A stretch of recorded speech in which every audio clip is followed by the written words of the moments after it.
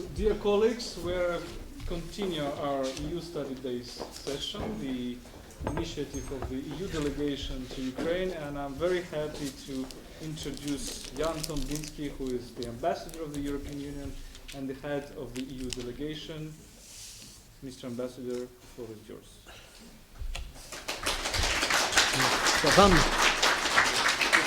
You should be applauded, not us.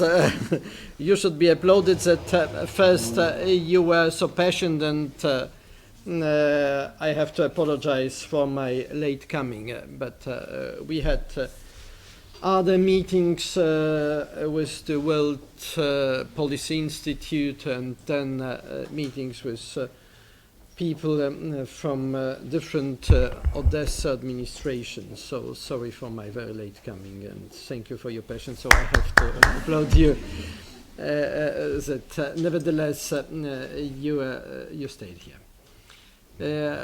I've asked in the entry, what should I sell? Victoria told me first you should tell that Victoria was right.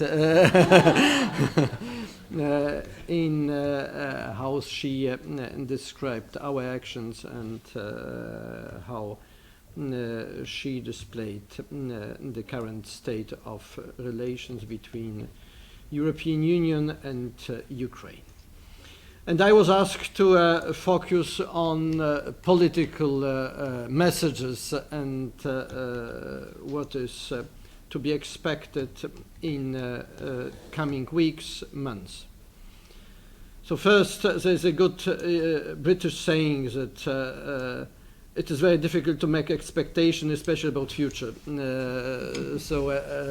This is what we know, and we know in how much troubled waters Ukraine is, and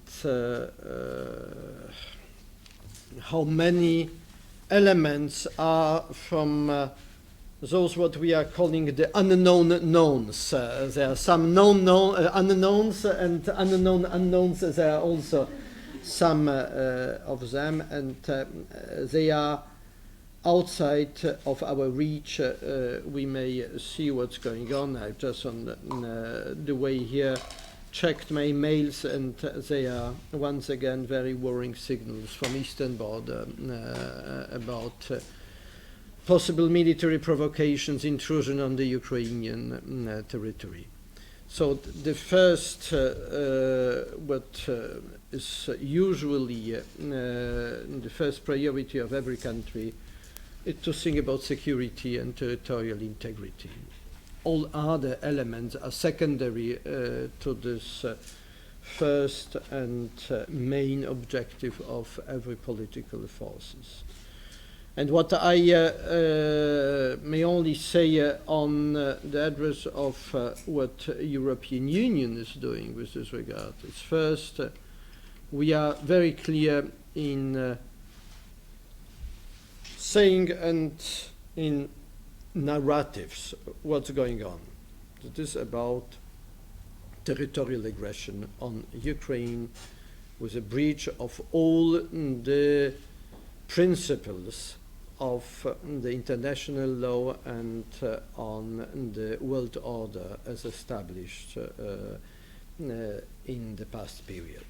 It is easy to name, but at least to have a clear reading of what's going on in order not to allow ourselves to be mentally corrupted in how we perceive the situation with regard to Ukraine and with regard to what's going on between your big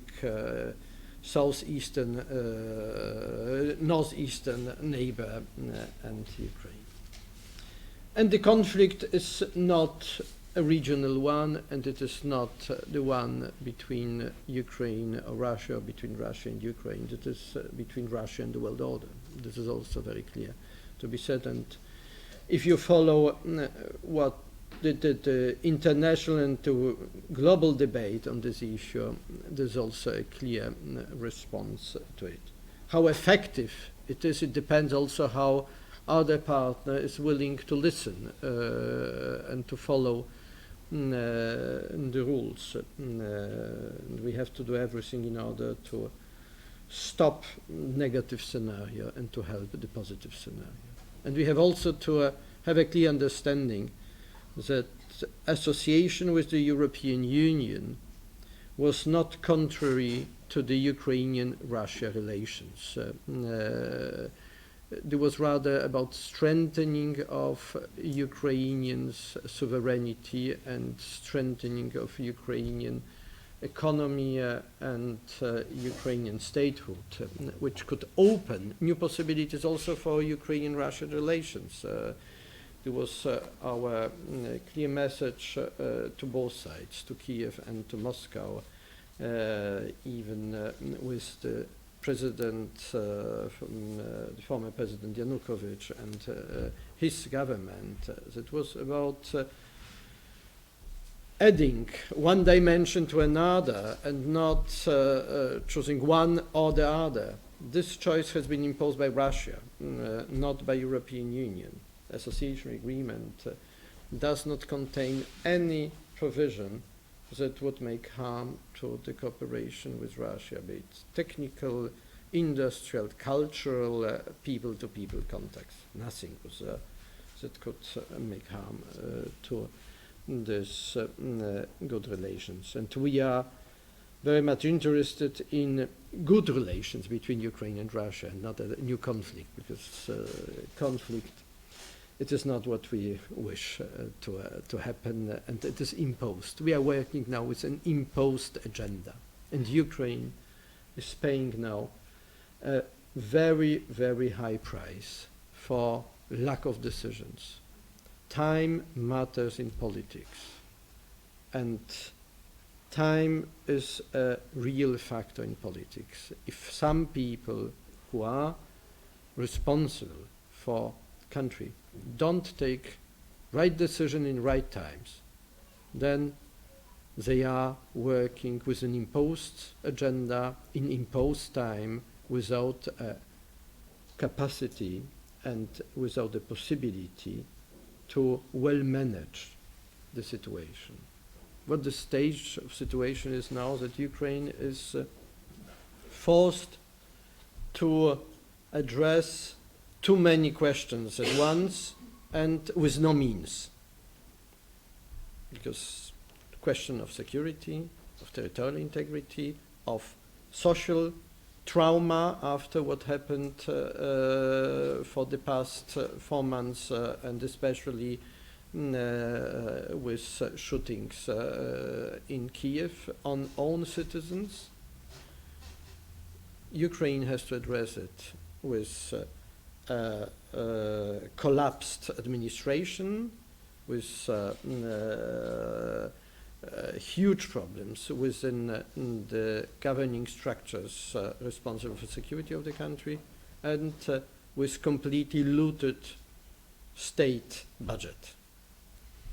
So this is a good beginning for making deep reforms. The public mandate is there.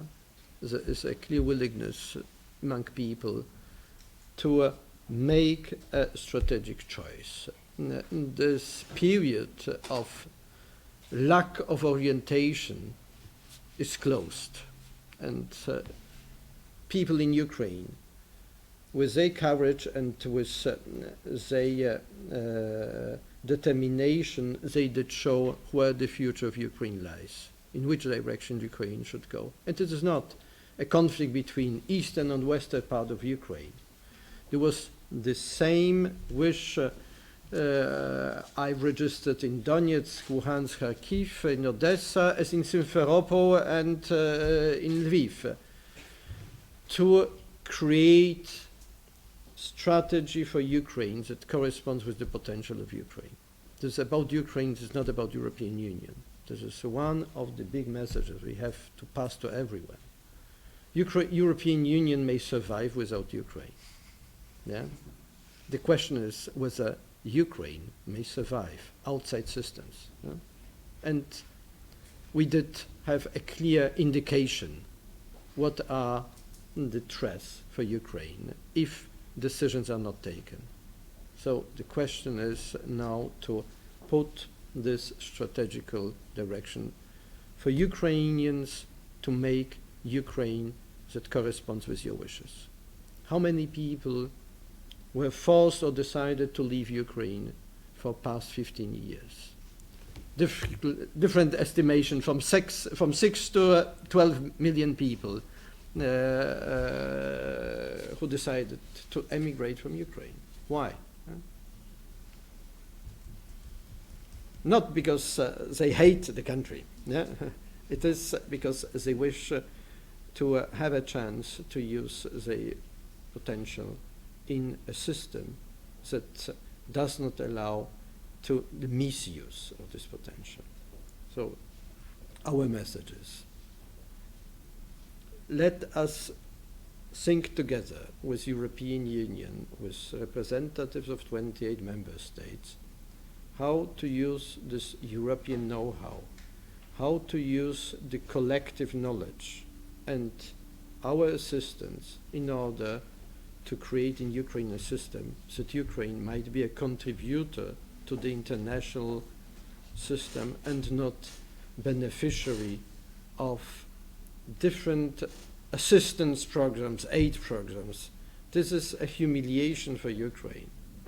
That this country is such a potential, is running from one to another crisis and asking time and again, please come and help us. You have all the means to help others who don't have the means. So what we are going to do now, it's to assist Ukrainians in fixing the system. The system should be fixed with Ukrainian ownership. No one will come to Ukraine and tell you what is better for you. We may assist only in a case that there is a political will to act on the Ukrainian side. If the political will is gone, then all our efforts are in vain, because you may assist and help only to those who are acting and non-acting. This is quite obvious. Second, this change and this window of opportunity should not be lost because of lack of resources. Resources are there. This is also what we register, how many resources we may mobilize. There will be another question which we see already, the so-called absorption capacity. How much assistance Ukraine may absorb, because this is not about putting money on the table. This is about using the money for well-prepared projects and using the money in a way that no one questions whether this money that served the purpose or whether this money served to corrupt the system.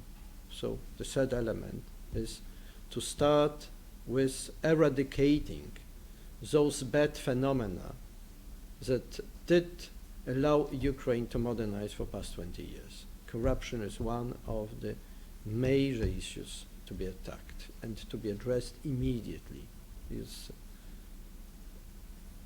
international assistance will not come if there is no certainty, a guarantee that this money will not be used to the purpose, that this money could be once again stolen and withdrawn from the system.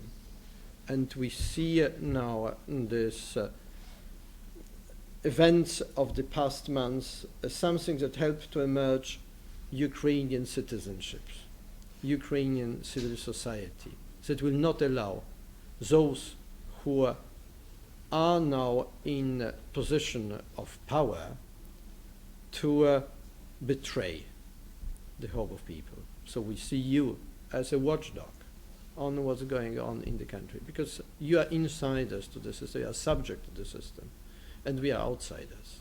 So you are our partner in this endeavor, not only the government or different levels of authorities.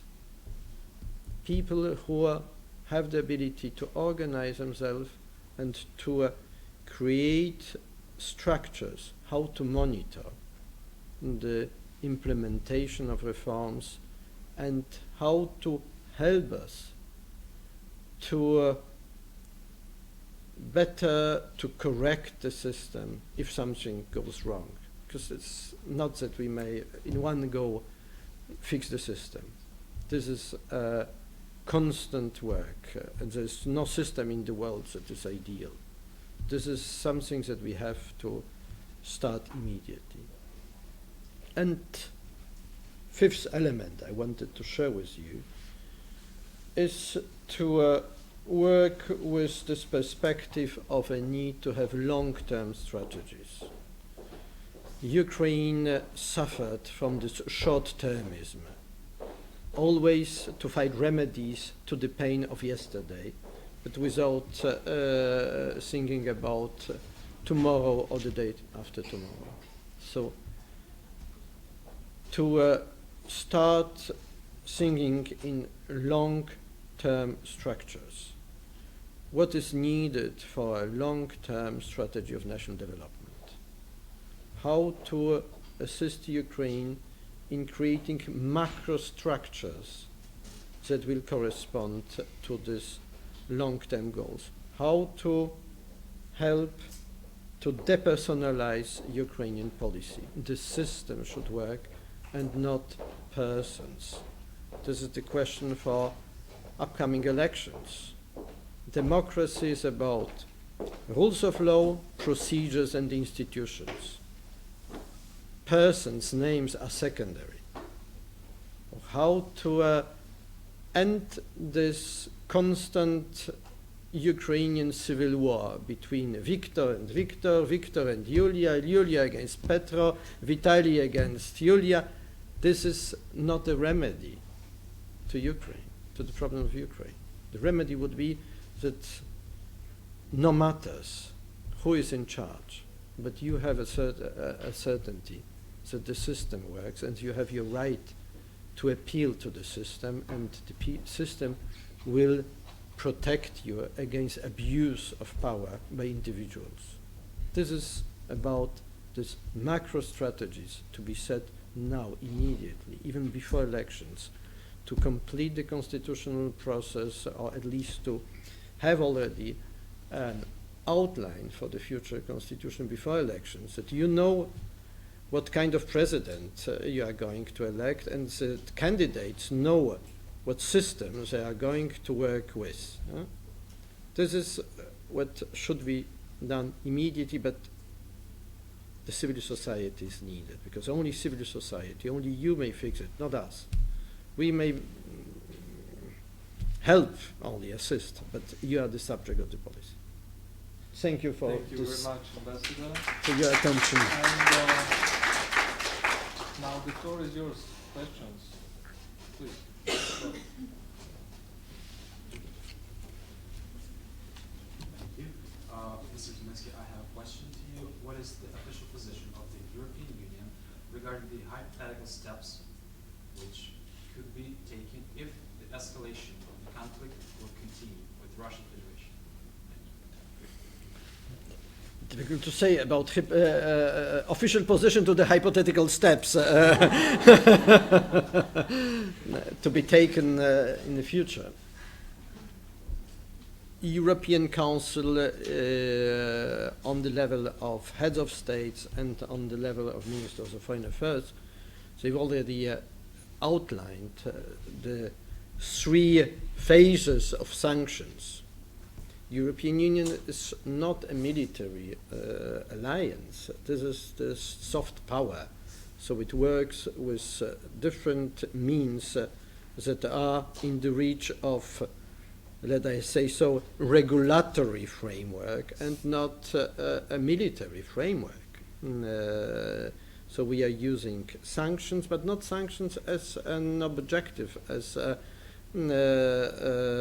goal as such. This is only a tool to achieve a certain result, to help Russia also to correct its policy. Because it is so dangerous, not only to the world, but to the Russia, what's going on. Huh? This is quite important to understand that it is also very, very dangerous to create a system of values and propaganda that is operating with a nationalistic and xenophobic thinking. We have enough experience in Europe from the past what the consequences might be. The other way of responding is to act very quickly with Ukrainian government and with Ukrainian people to fix the Ukrainian system, to strengthen the sovereignty of Ukraine. This is also the best defense of Ukraine, that the system works. This situation helped also much in unifying different political forces in Ukraine to defend the Ukrainian sovereignty. So the mandate to carry out different reforms is now quite high. But we have to see also the resolute action and rapid action on the level of the government. Third, responses to make Ukraine less dependent on Russia in the most sensitive areas, as energy, as gas supply. You see that this is something that is very much now in discussion, how to help Ukraine to have alternatives. This is not about cutting off links to Russia, but if you don't have alternatives, you are dependent.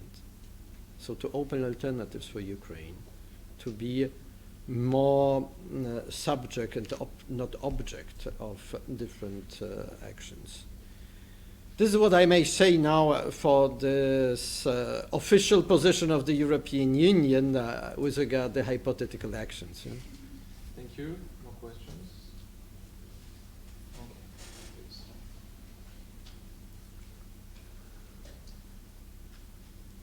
Good afternoon. I can say loud enough. Anyway, I have two questions for you, and the first one will be this one. You've mentioned an interesting term, the absorbing capacity of Ukraine. Well, actually, what is your personal opinion on this one? How much is it? What is the sum of money? What is the absorbing capacity of Ukraine? And the second one is also a very important question with regard to the elections that are going to take place, is how is actually the mechanism or the way to depersonalize the Ukrainian policy? Because, well, it is a question that is going on for a very long period of time. Thank you. It's a very good question. Absorption capacity we should not mix up with needs. Needs are enormous. Absorption capacity is about having good projects, about having administration that is able to implement projects, and about having as the result of the project a higher level of sustainability of economy of Ukraine. Three elements, how much you may absorb. For the time being, we have very few projects. We don't have administration that knows how to work within the framework of rules of transparency and rules of accountability. The third element is because we may see that now with everything we may increase the sustainability of Ukrainian economy. This is very much needed, and this is very much on our minds. So our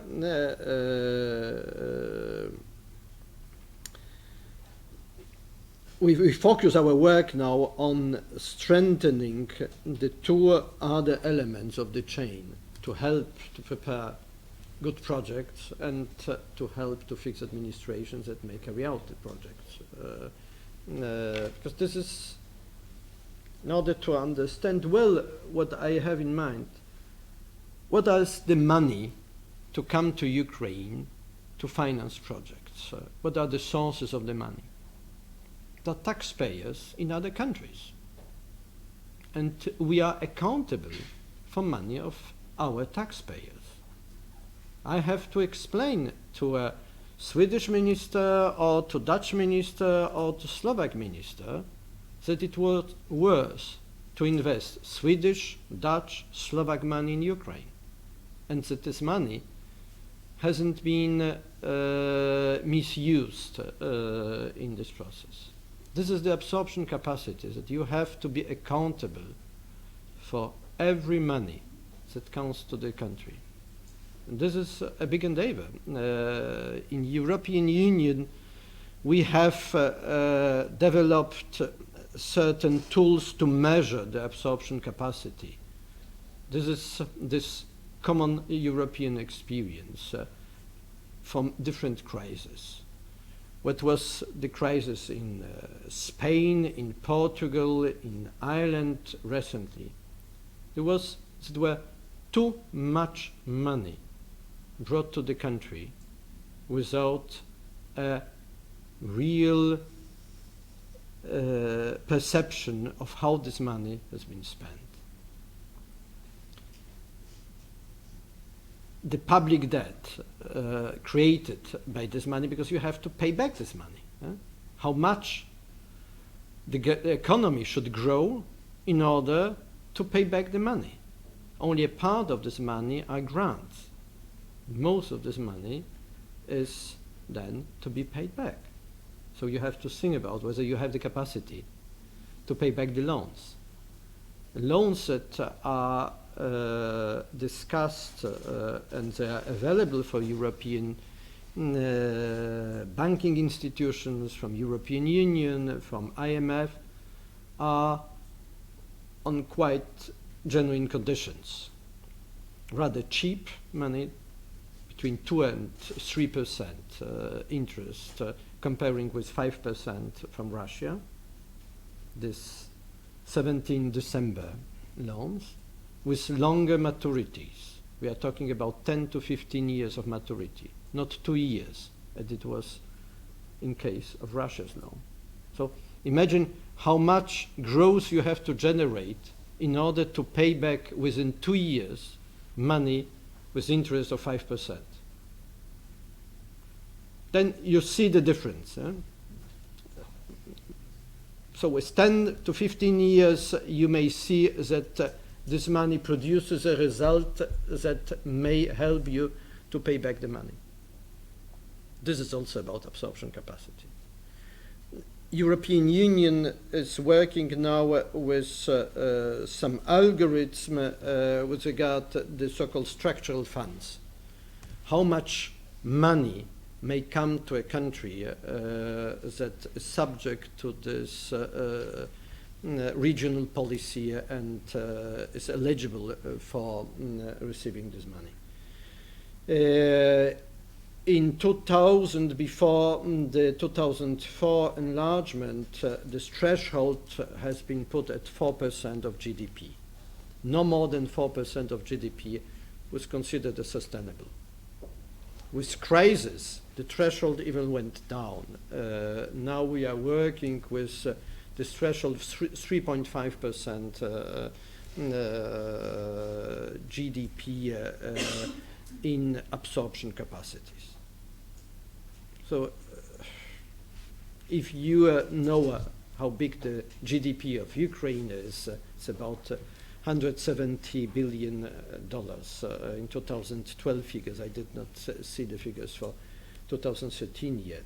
So you may deduct how much money could be available if European standards of cohesion policy are applied.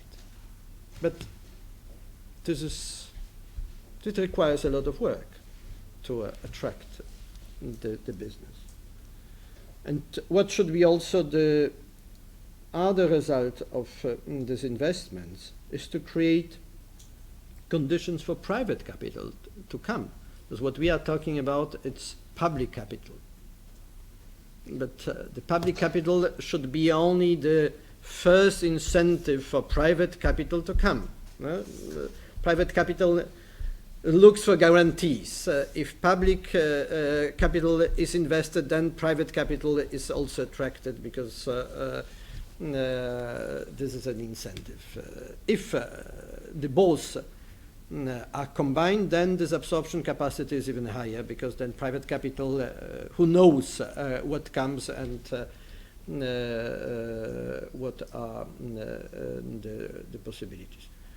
For the country I know best, for Poland, the international private investments, not this public European money, in average for past years was between 8 and 10 billion euros a year in business investments, foreign investments, not talking about domestic investments. So, but the public money creates a framework for investment. Ukraine, with such huge potential, attracts only 1 billion a year. Yeah? I don't talk about Ukrainian capital that circulates through different schemes and returns to the country. But these were direct international investments in 2012, 1 billion only.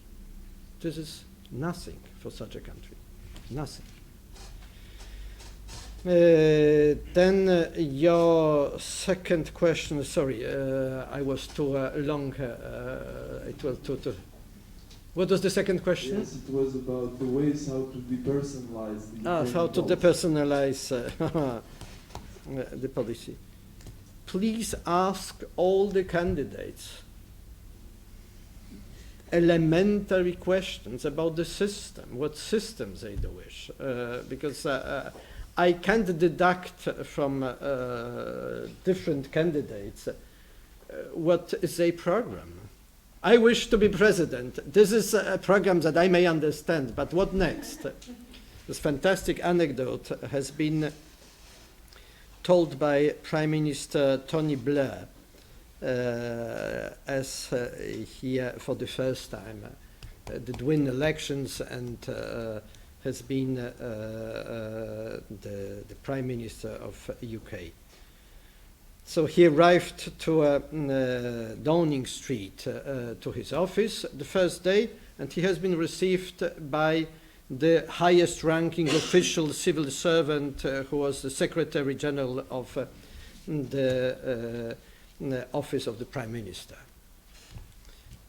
The person indicates to Tony Blair his office, his desk. He takes sits, looks around in the room, and the Secretary General comes and approaches him. Well done, Prime Minister. What next? Yeah, and this question, what next, is the most important question. Yeah? Well done, you did win, but what is the sense of your mission? So, to change the perception that the person who is president, the person who is minister, the person who is governor should serve and not execute power. This is the main difference. How to do it? Be as vigilant as you only can with everyone who executes different public functions. They have to be transparent, they have to present their declarations of interests, they should be accountable every day for what they are doing. No secret policies, no secret agendas, no wasted interests. The system should be as clear as possible. It is not easy to achieve, but without you, without this civil society that watches on hands, this controlling body in democracy, the democracy can't work. This is about democracy. Thank you. No questions? Oh.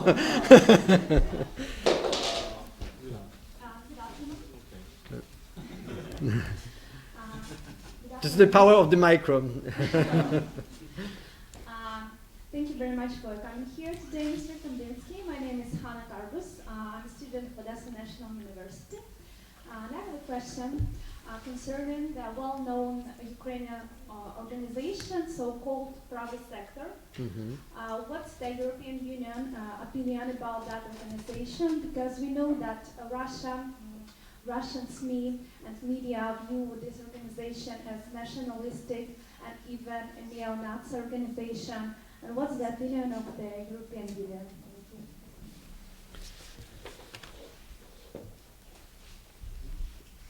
Private sector, I've never heard this word until the end of December, probably.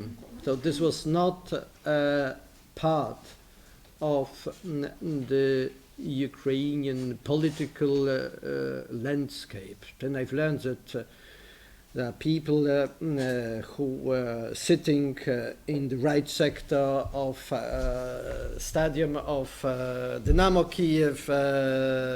Some hooligans, they joined Maidan with some organizational skills to protect to make the self-defense of Maidan.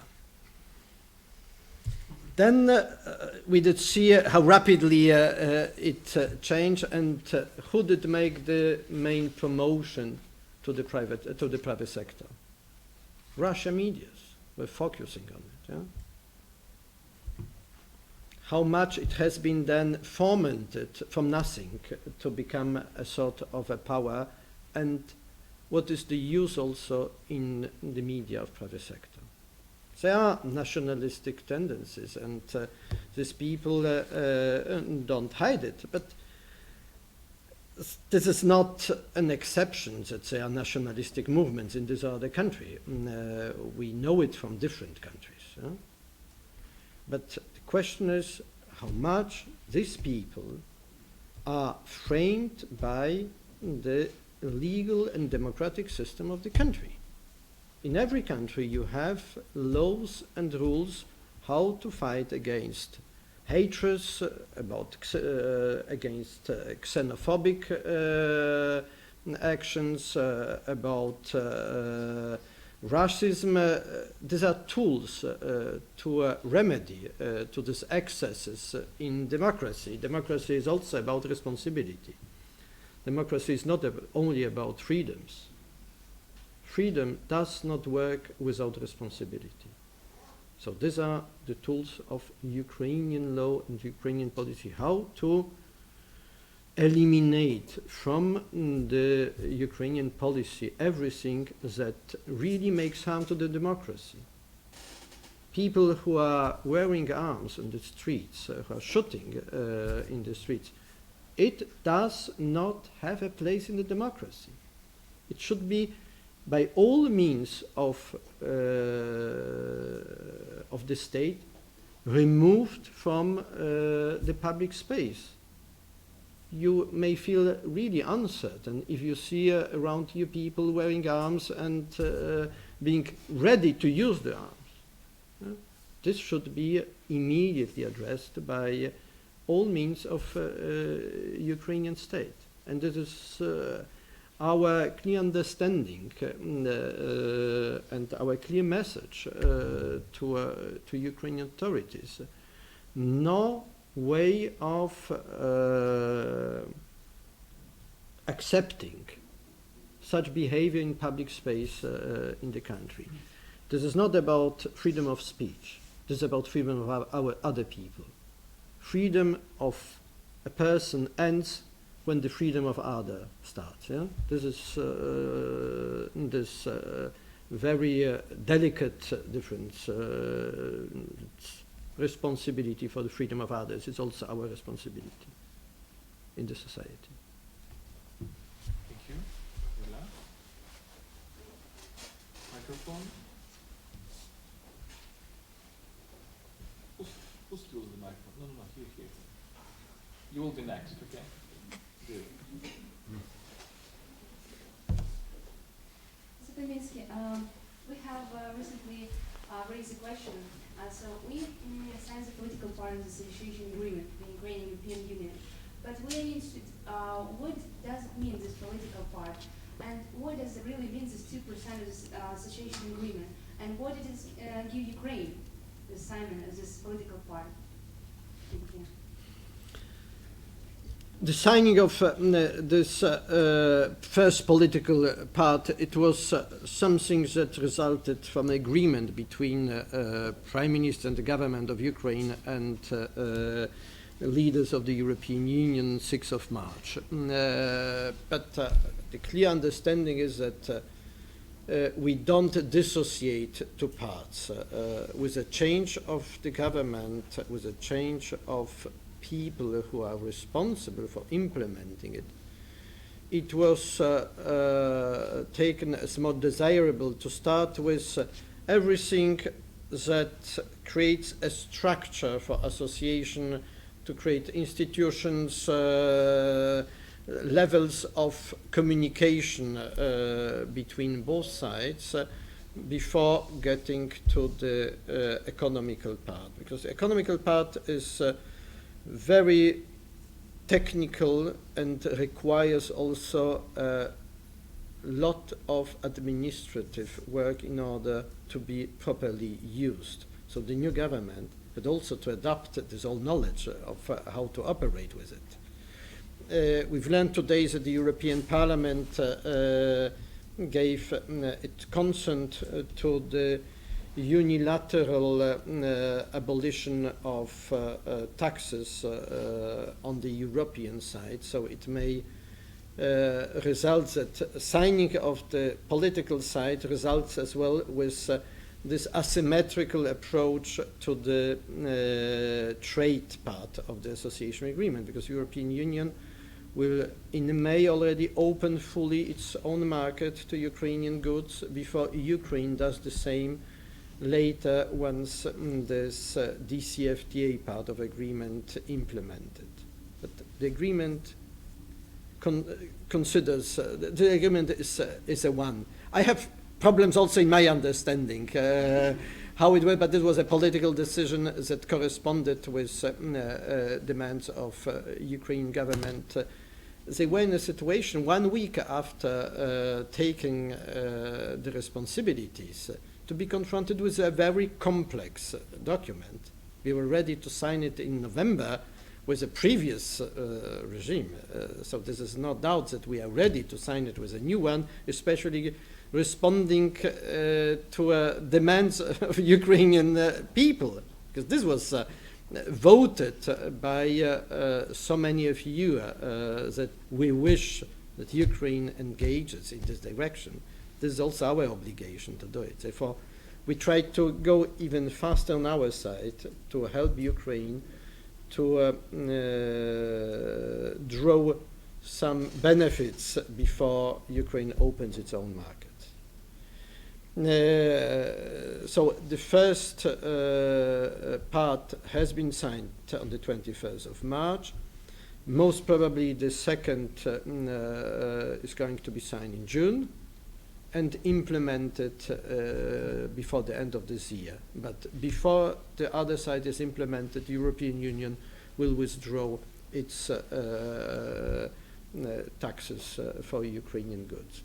If we take the current level of trade between European Union and Ukraine, the exports from Ukraine to European Union, and if we deduct from the volume of the export how much the taxes, how much has been paid in taxes, in custom duties for European Union, they will mean that Ukraine may gain at least 400 million euros this year, Ukrainian exporters to the European Union, because they are not going to pay taxes. Then what they are going to do with this 400 million? It may be invested in modernization, in increasing exportations. We don't know how others are going to use these possibilities of easier access to the European market. what we are going to do and what we are doing now, it's to invest quite genuine sum of money, 40 million euros, to the so-called technical barriers to trade, to help Ukraine in different regions, in different branches, to have easier access to certification, to all the needed technical documents that are required for European market, because European market is a market that is consumer driven. So products that go to the European market should be certificated against the norms of consumers. This is also something that we have to operate still as a change in Ukraine, to change the perspective that this is not the producer who decides, consumer decides. And to put citizen in the center of the politics in all means. In rules of law, it's about citizens. In democracy, that the system serves the person and not the person serves the system. Second and third, that in economical terms, system serves consumer, because only consumer will force producer to increase the competitiveness of its product. Producer will never think in the terms on his own to increase the competitiveness, because producers, and we have so many cases in Ukraine, producers are very well served by having a monopoly, yeah? And they prefer to withdraw all other partners from the market. But to put consumer in the center of economy. So we have programs how to help Ukrainian producers as well to adapt to the norms, and through adapting to the European norms, also to change norms on Ukrainian market.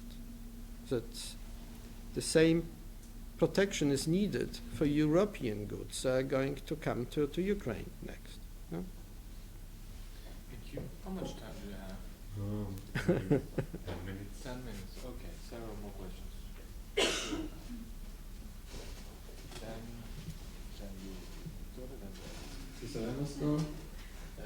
Look, maybe my question will be not very correct in the diplomatic sphere, but There are no incorrect questions now. 1 year ago, a lot of Ukrainian authorities like Firtash, Kliuyev, Alexander Yanukovych, they were very horrible, I think, quests in Europe, and they were partners of Europeans in business. But now Europe said that they were very bad persons, they were corrupted and something like this. Please, tell us now on truth. Our new government, they are normal, or after a few years you will say that they was corrupted too and they was very bad partners. Thank you. European Union is not a regime-changing tool. This regime change may only come from people in the country. So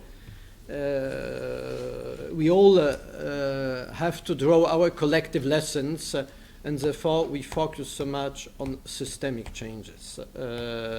That we don't have only some oligarchs or some individual persons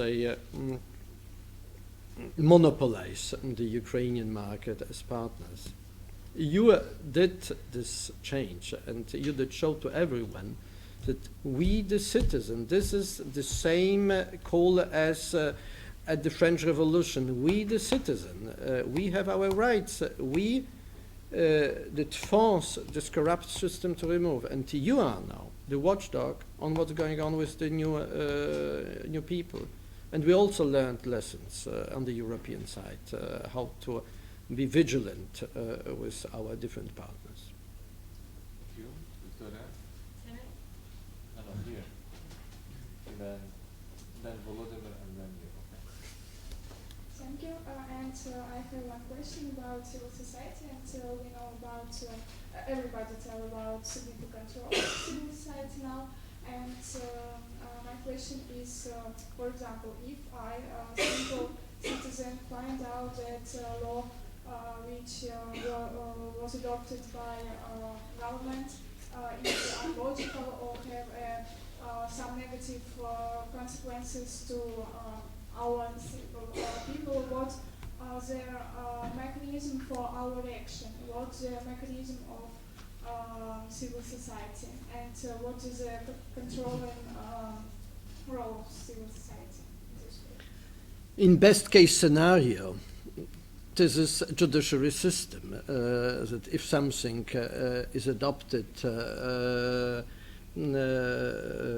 with disregard of basic rules of law, in disregard of procedures, because democracy is also about procedures, about transparency, how you adopt a law. This is not only that to have a law, but also how this law has been consulted, adopted, whether everything has been done in a way that people may feel secure and comfortable with the law.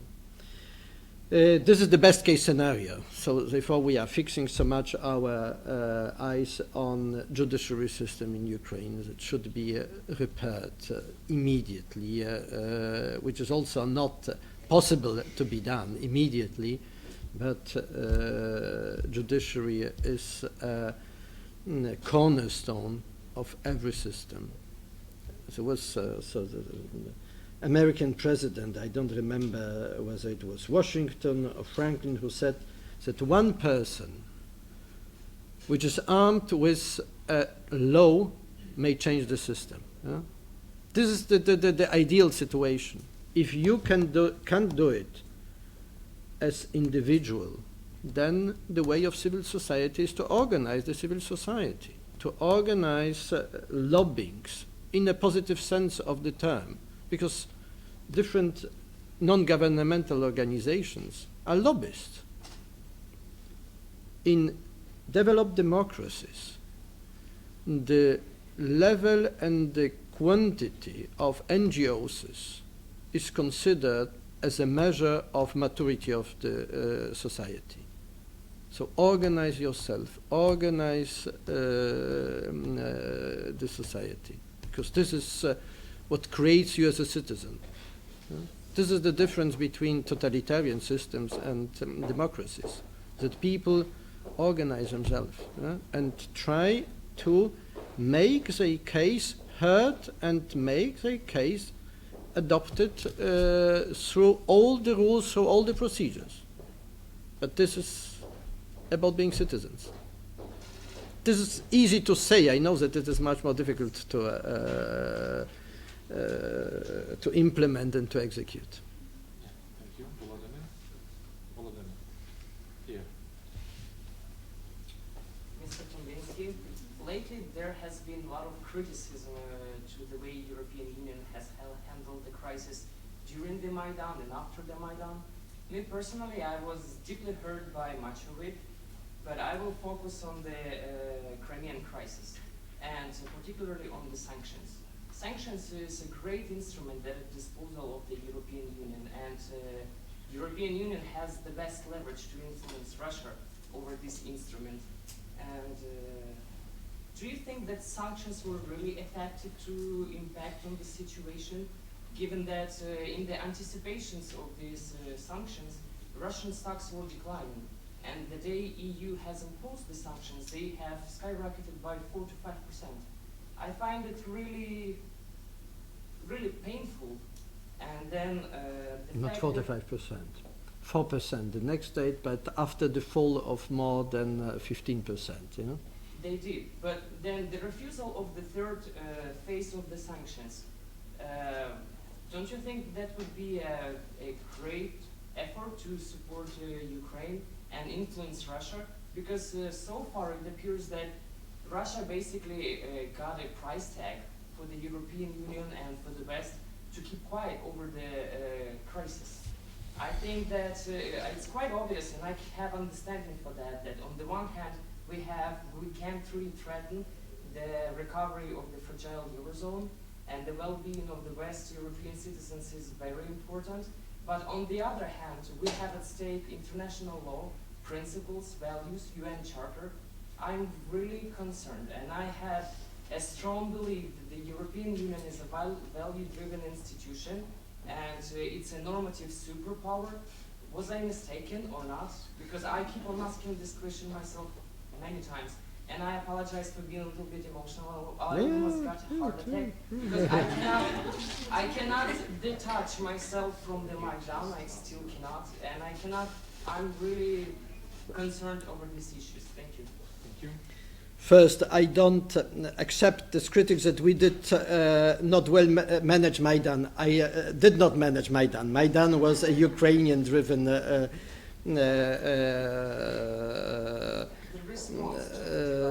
yeah, the response was quite genuine, bold. It's quite difficult to have a response to a revolution.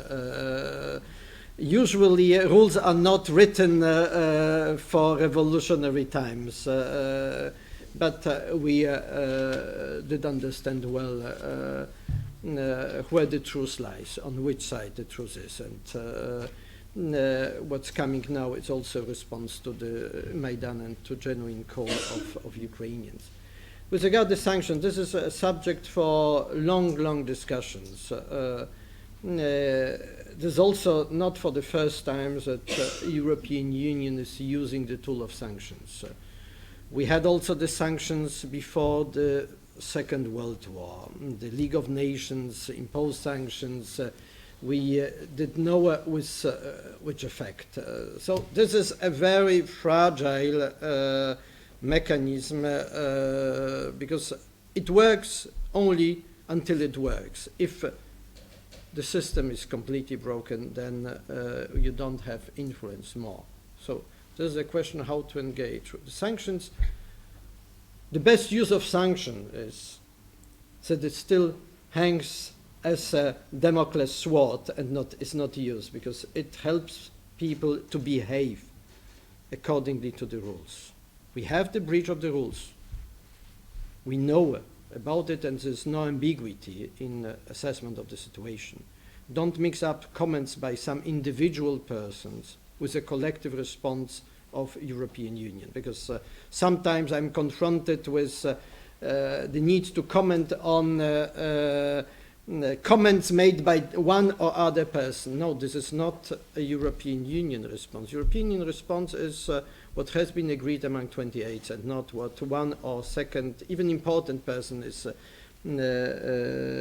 publicly putting in his comments. Whether this answer is adequate or not, we will see only in the future whether this use of tools helped or not to stop further violation and to return to the situation from before the crisis started. There's clear understanding that all these questions did not exist until 21st of February. We don't have doubts that it has been artificially created. I was here in November. We were in Sevastopol or Simferopol until February. We did see that it does not respond with genuine feelings of people, that it has been artificially created. But it is quite difficult to ask European partners to confront military on Ukrainian soil if Ukraine does not protect its own territory. Thank you. Do we have? No. Okay. Sorry. Victoria is back, you know. Ambassador Victoria is my watchdog is back, yeah? Basically has his plane right now, and unfortunately we need to thank him very much for this wonderful lecture. We really don't have 5 minutes more? Yeah, and there are still 2 certificates if you could sign, please. And let us also wish you a good flight back to Kiev. Thank you, and good luck for you, because as I'm looking at you, I feel myself as in the memorable year 18 in Poland.